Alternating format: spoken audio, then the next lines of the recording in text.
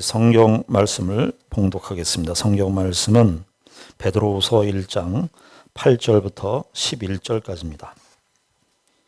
이런 것이 너희에게 있어 흡족한즉 너희로 우리 주 예수 그리스도를 알기에 게으르지 않고 열매 없는 자가 되지 않게 하려니와 이런 것이 없는 자는 맹인이라 멀리 보지 못하고 그의 옛 죄가 깨끗하게 된 것을 잊었느니라.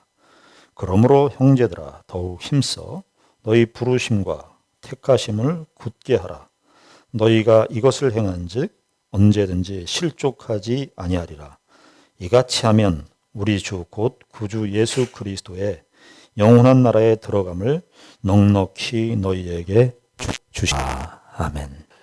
우리는 이 주일날 예수님의 참 수석 제자죠. 수석 제자 중에 대표적인 제자, 아마 예수님의 제자들 가운데 성경에 자주 빈번하게 기록된 이름이 아마 이 베드로였을 겁니다. 베드로가 두 개의 서신을 썼습니다. 베드로 전서와 베드로 후서.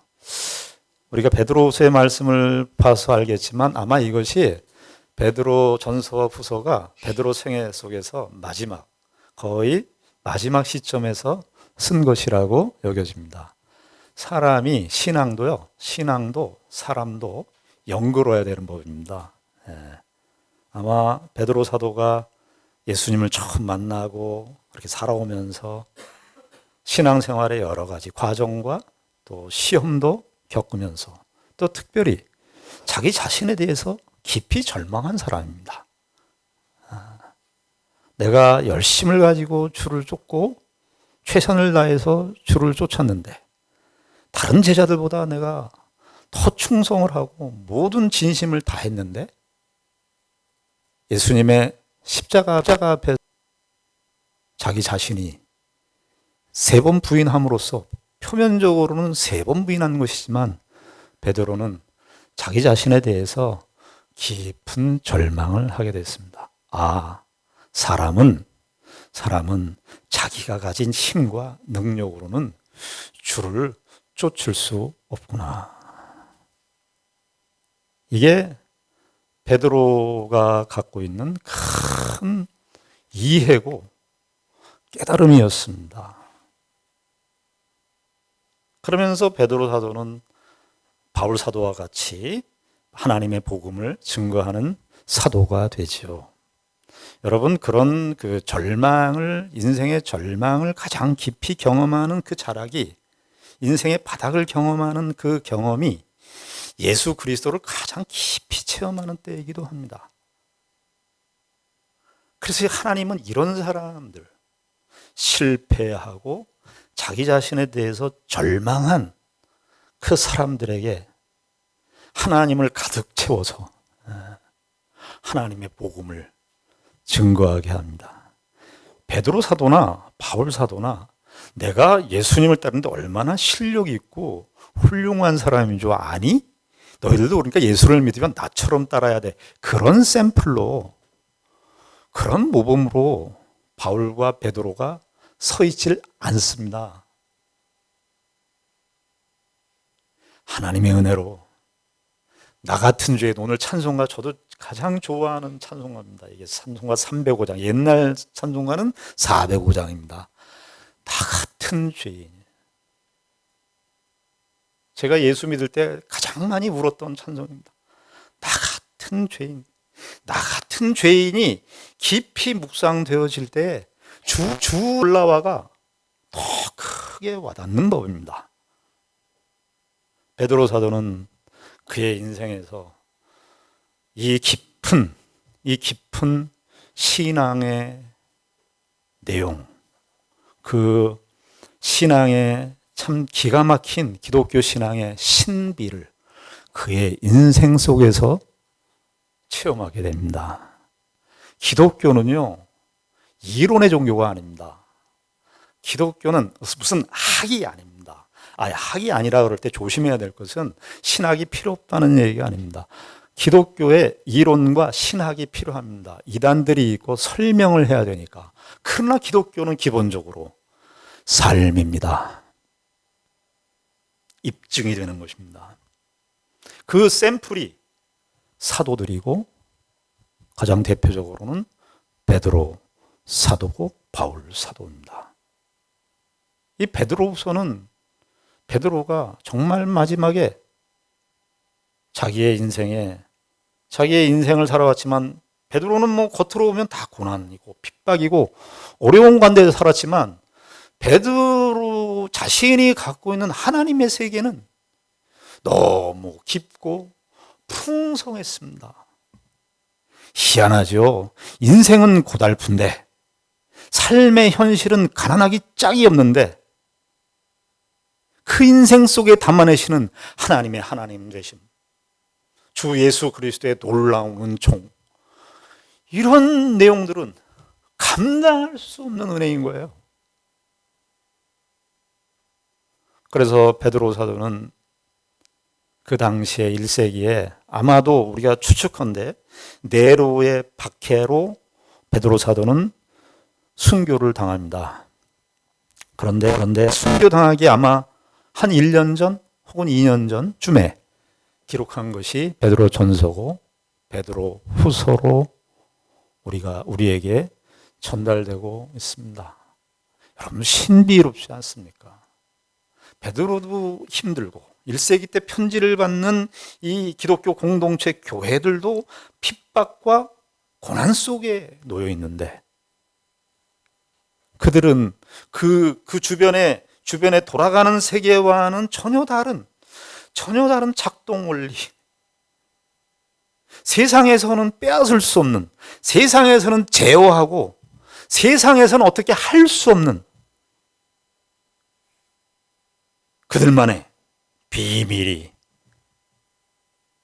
그리스도 안에 감추어진 비밀의 역사가 베드로와 1세기 때 성도들 사이에 이 베드로 전서와 후서의 말씀을 통해서 우리에게 전달되어지고 있고, 오늘도 우리들에게, 21세기를 사는 우리들에게 이 기가 막힌 하나님의 신비로운 역사의 이야기 속으로 들어오라고 초청을 하고 있고, 저와 여러분들은 거기에 발을 담그고 있으며 그렇게 걸어가고 있습니다.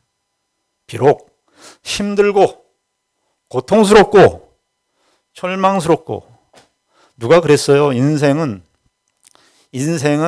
산다는 것은 한계에 부딪히는 것이다 그랬어요.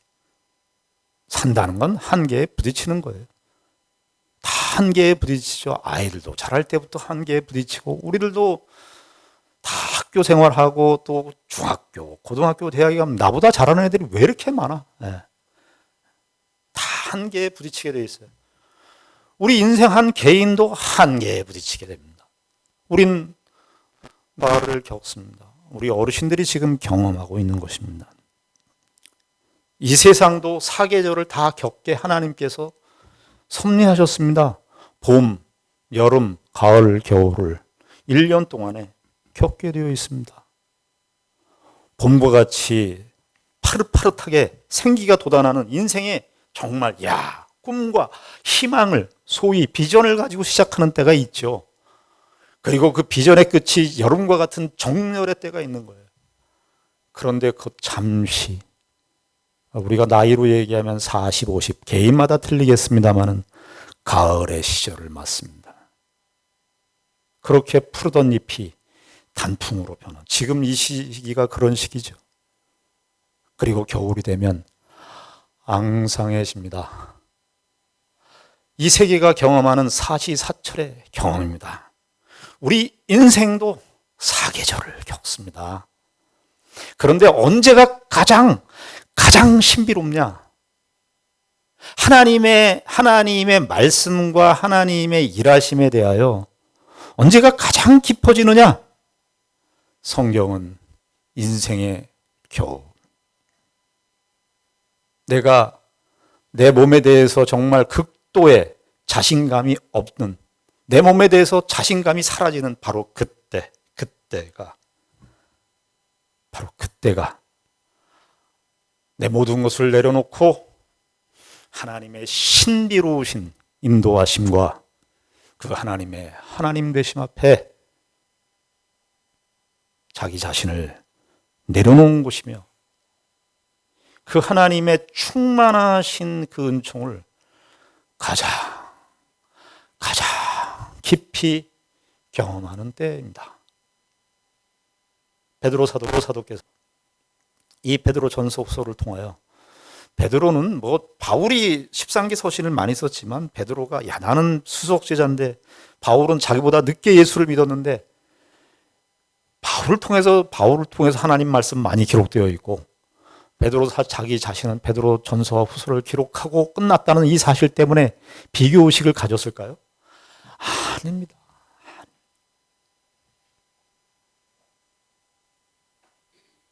여러분, 인생을 우리가 살아가면서 우리가 비교를 많이 하고 살아요. 평생에 비교하고 사는 것 같아요. 그러나 세월이 지나갈수록 삶의 궤적 속에서 겪는 여러 가지 사건과 경험들과 한계와 절망들을 경험하면서 내가 나보다 잘하고 훌륭하고 괜찮은 사람들에 대해서 박수를 쳐주는 데까지 오는 게 신앙의 기가 막힌 신비입니다. 나는 왜 저만큼 못해? 그래가지고 시기하고 질투하면 그건 뭐냐 하면 아직도 봄과 여름 사이를 왔다 갔다 하는 거예요. 나이는 먹었는데,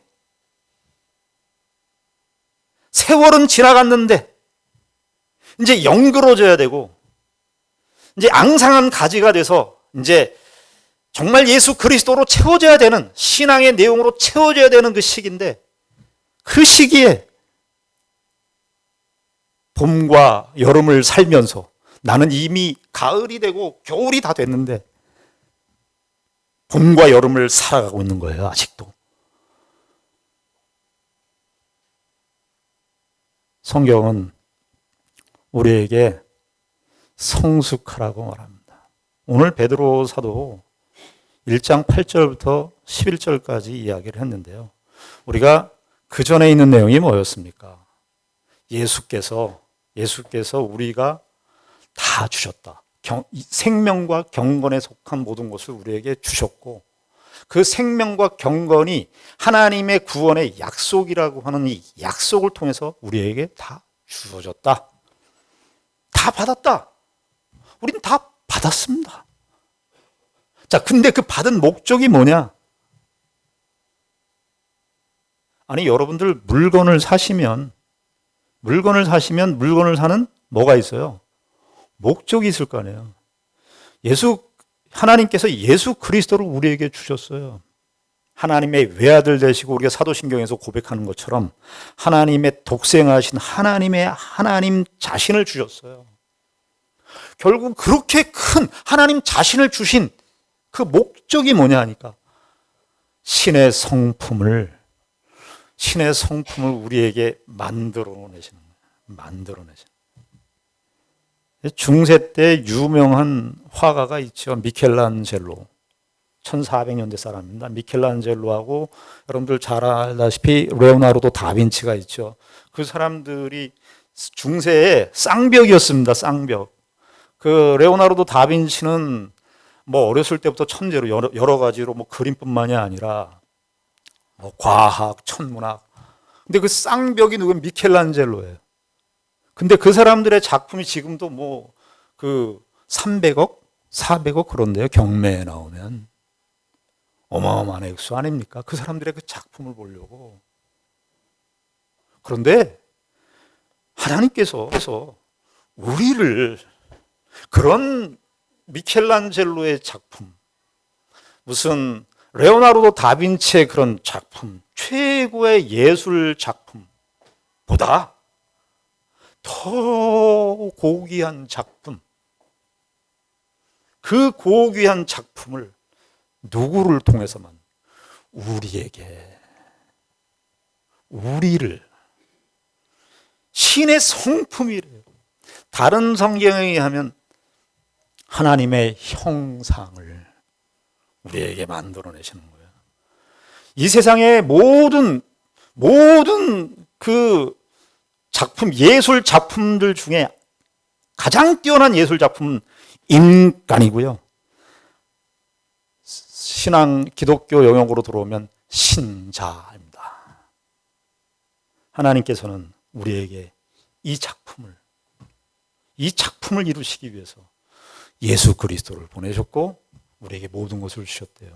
그런데 우리가 이 신의 성품에 참여하게 되는데 여기서 분위기가 바뀌어요. 베드로 사도께서 1장 5절까지 너희들의 1장 4절까지 신의 성품을 너에게 참여하게 해줬다.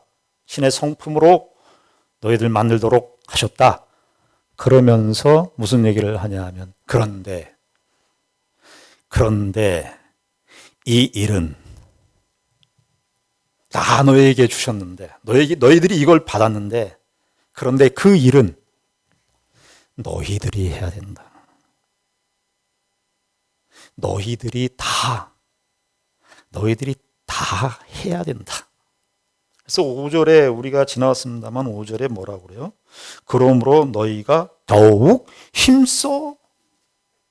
여기 힘써라는 말을 베드로후서에서 네 번인데요. 여기 10절에도 뭐라고 되어 있냐면 그러므로 형제들아 더욱 뭐예요? 힘써. 우리가 기독교 신앙생활하면서 신자들이 오해하는 큰 대목 중에 하나가 뭐냐면 지점이 뭐냐면 하나님께서 은혜로 우리에게 다 주셨어요. 우리에게 구원을 우리에게 맡기지 않으셨어요. 예수 그리스도를 통해서 믿음을 통하여 우리에게 하나님께서 은혜로 다 주셨어요. 하나님의 전적인 은혜입니다. 그런데 그 다음도 하나님께서 다 해주실 것이라고 하나님께 떠맡기는 거예요. 그렇지 않습니다. 요 부분이 신앙생활의 큰 오해의 지점이기도 합니다. 베드로 사도가 뭐라고 그래요? 더욱 힘쓰라. 이 힘쓰란 더욱 10절에 나오는 더욱 힘써라는요. 명령형입니다. 힘써라. 더욱 힘써라. 그런데 이게 어떤 맥락에서 주어졌냐 하면 5절에 보면 8절에 보면 이렇게 되어 있어요.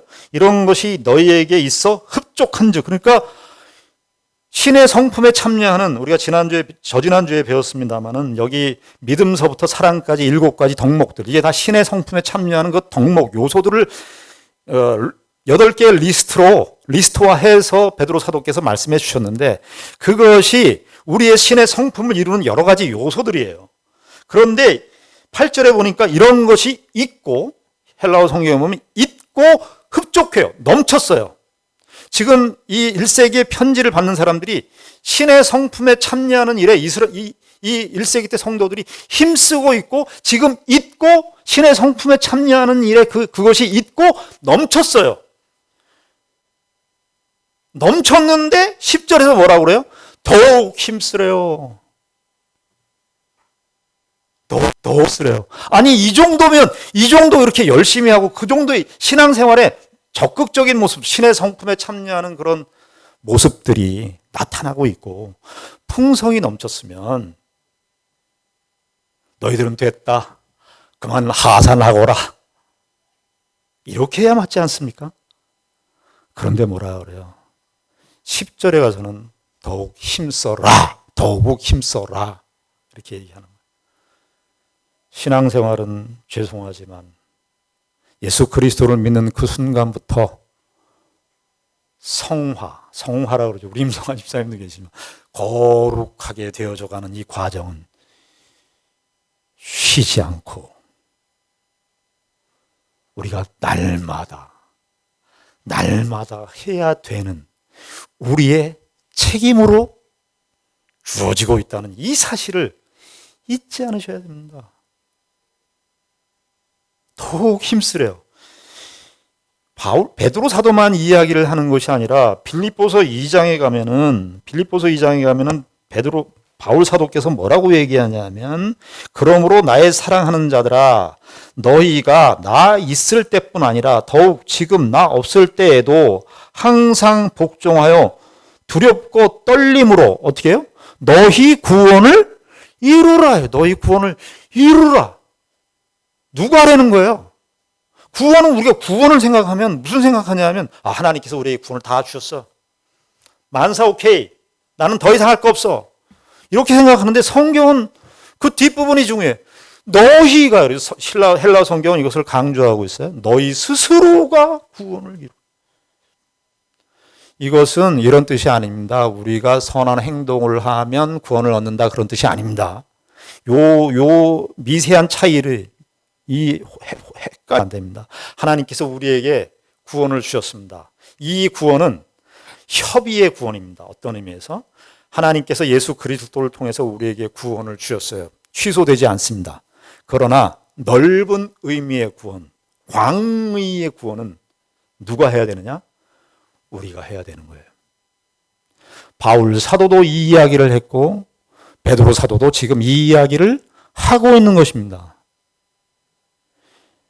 신의 성품에 관계된 이 모든 것들을 주셔서 거기에는 그냥 빨간 줄 치고 했는데 그 다음에 더욱 힘써라.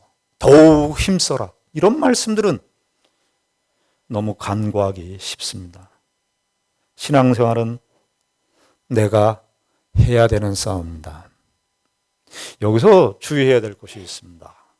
신앙생활은 내가 해야 되는 싸움이고 성숙을 향해서 가야 되는 싸움입니다. 그런데 다 내가 해야 돼요.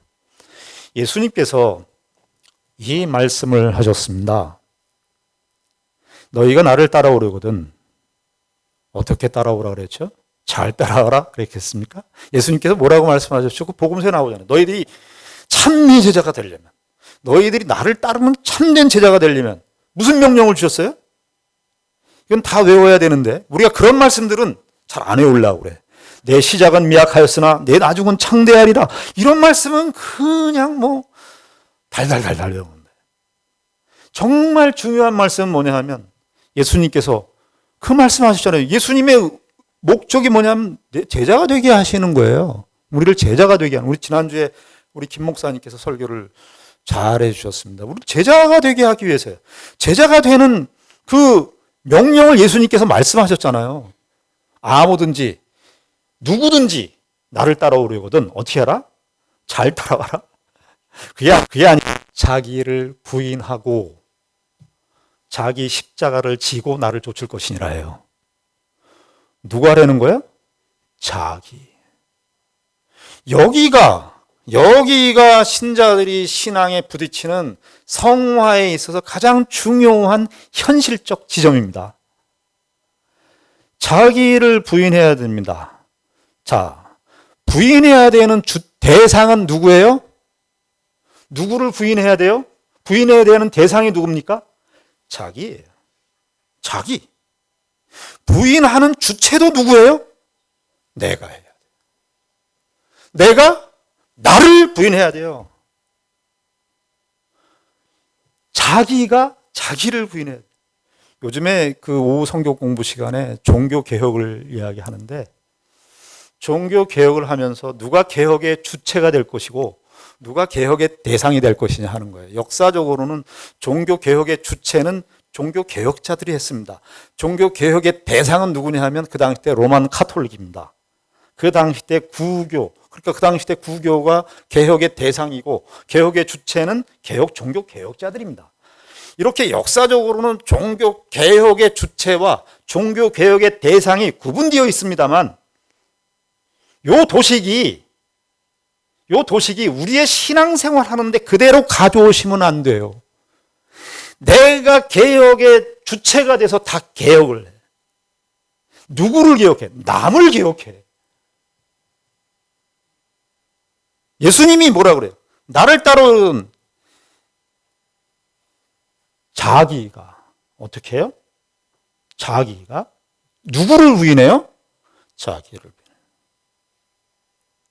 여러분, 저와 여러분들이 살아가는 삶 속에 물론 하나님의 존재와 임재하심과 하나님의 풍성하심과 그것을 우리가 임재하심을 느끼고 삽니다만 그러나 그것은 하나님의 임재하심과 그 풍성하심은 정말 우리가 느끼는 느낌이지만 그것은 매일 느껴지는 건 아니에요.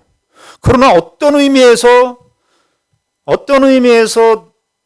내가 살아가는 느낌이라든지 존재의식은 가장 현실적으로 실제적으로 느끼는 의식은 누굽니까? 자기예요. 자기를 의식하고 살지 않는 사람은 없습니다. 자기가 있는 거예요, 자기가. 때려 죽어도 자기는 있는 거예요. 그래서 신앙생활이 어렵습니다. 누가? 개혁의 주체가 누구라고요? 내가 해야 돼요. 개혁의 대상이 누구라고요? 나예요. 개혁의 주체도 나고 개혁의 대상도 나. 여러분, 바울 사도는 뭐 3차 선교 사역을 하고 기가 막히게 하나님의 교회를 위해서 수고했으니까 바울 사도 같은 위인은 그런 자기를 부인하는 그런 숙제를 안 해도 될 것이라고 생각하실 수 있는데, 여러분 서신서를 보십시오. 바울이 뭐라 그러나요? 로마서 7장은 사도 바울이 개종하고 한 20-30년 지난 다음에 쓴 거예요, 로마서가. 바울이 로마서 7장에 뭐라 그러죠? 육체의 법과 성령의 법이 있는데 내 안에서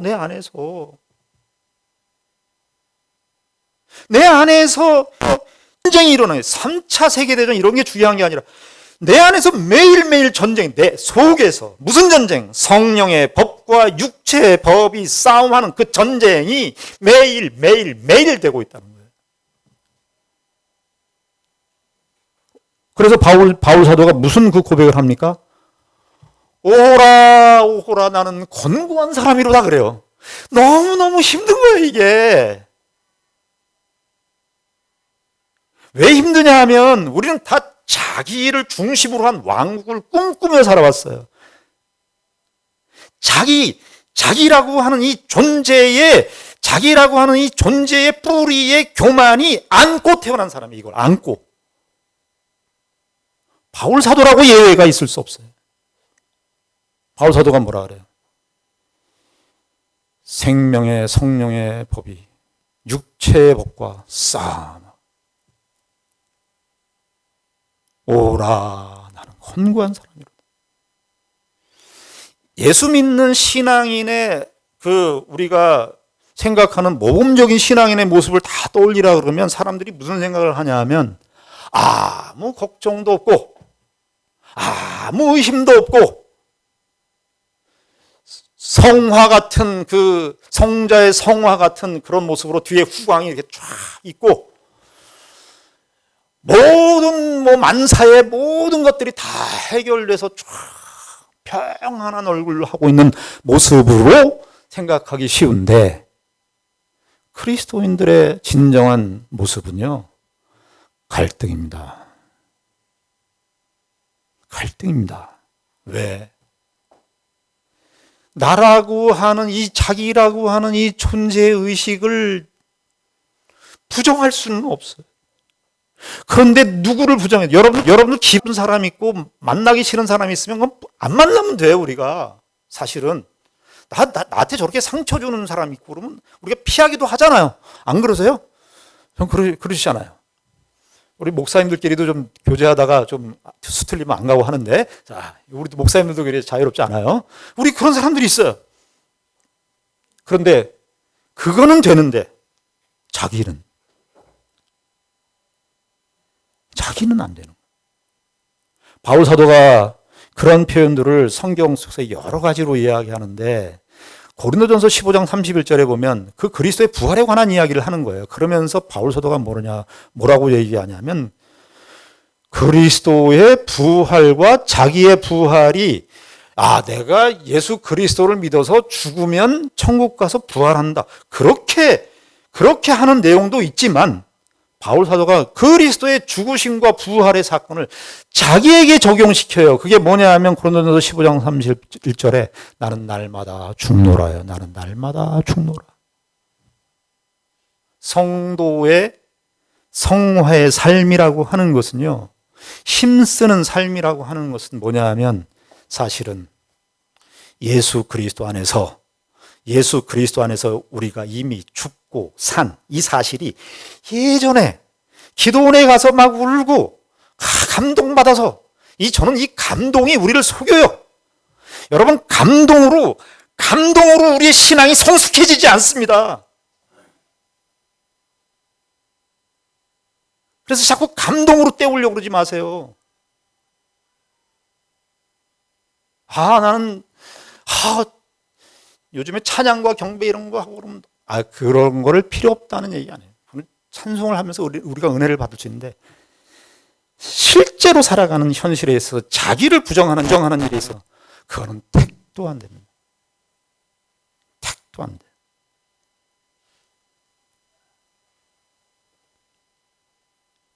냉정한 현실에 부딪혀야 됩니다. 냉정한 현실에 부딪혀야 됩니다. 그래서 예수 그리스도의 죽으심과 부활이 내가 예전에 예수 믿고 20년 전, 30년 전에 빛바랜 옛날의 졸업사진처럼 그때를 회상하면서 그때가 좋았지 하면서 오늘을 때울 수는 없어요. 그 예수 그리스도의 죽으심과 부활이 그런 의미로만 우리에게 주어진 것이 아닙니다. 그리스도의 죽으심과 부활은 우리의 매일의 삶 속에서 날마다 죽고 살고 죽고 살고 죽고 살고 하는 이 반복과 확인에 계속되는 반복적인 삶. 그리스도 안에서 죽고 살고 죽고 살고 죽고 살고. 죽는다는 건 뭐예요? 예수 그리스도 이전에 믿었던, 예수 그리스도를 믿었지만 이전에 육체의 욕심과 소욕이 계속 발동을 하는 거예요. 죽는 그 순간까지 이것은 내 안에서 계속해서 발동해요. 그래서 죽어야 돼요. 사는 건 무엇이죠? 사는 건 오늘 베드로 사도께서 말하고 있는 것처럼 그리스도의 성품, 하나님의 성품을 닮아가는 것입니다. 내가 죽지 않으면 그리스도의 성품 우리의 삶 속에 담아낼 수가 없어요. 그런데 이거를 언제까지 한다?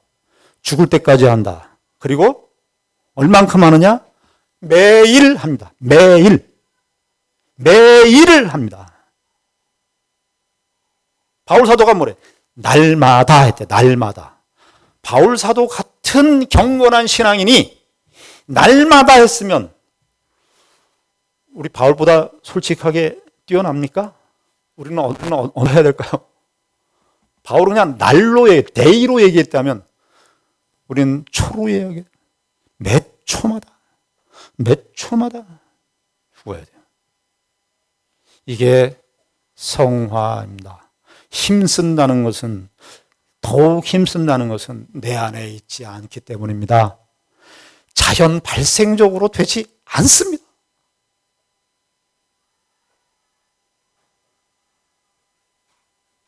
자연 발생적으로 되지 않습니다. 왜 우리의 인생에 고난이 있는 줄 아십니까? 왜 우리의 인생에 저 왼수 같은 사람이 있는 줄 아십니까? 딱 하나의 이유입니다. 너 죽으라고. 너 더 죽으라고. 그렇게 하지 않으면 그리스도의 성품이 우리 가운데 이루어지질 않습니다. 여러분, 다윗이 그의 인생의 말년에, 우린 다윗은 성군이잖아요. 신앙인의 대표적인 모범적인 인물 아닙니까? 다윗이 인생 말년에, 인생 말년이니까 뭐 시험이 없을 거라고 생각하십니까? 다윗이 인생 말년에 무슨 시험을 봤죠? 이스라엘이라고 하는 이 나라가 가만히 보니까 불강한 나라가 되었어요. 그때 교만이 들어오면서 인구 조사를 하게 됩니다. 우리가 죽는 그 순간까지 신앙인의 싸움은 이 싸움을 해야 됩니다. 저는 예수 그리스도를 믿고 하나님의 자녀가 되고 예수 믿고 젊은 시절에 넘었어요. 그래서 너무 감동이 됐고 정말 찬송가 305장 부르면서 너무 은혜를 받고 그때 그랬는데, 그때 무슨 교만이 들어오냐면 나는 원수를 사랑할 수 있겠다 이 생각을 했어요. 나는 원수는 누구든지 사랑할 수 있겠다. 그런 교만한 발상을 가졌던 적이 있었는데 죄송하지만 결혼하니까 깨졌습니다. 결혼하니까 주여, 여러분, 원수를 사랑하라는 건 하나님께서 우리에게 너 당장에 이런 뜻으로 주어진 것이 아닙니다.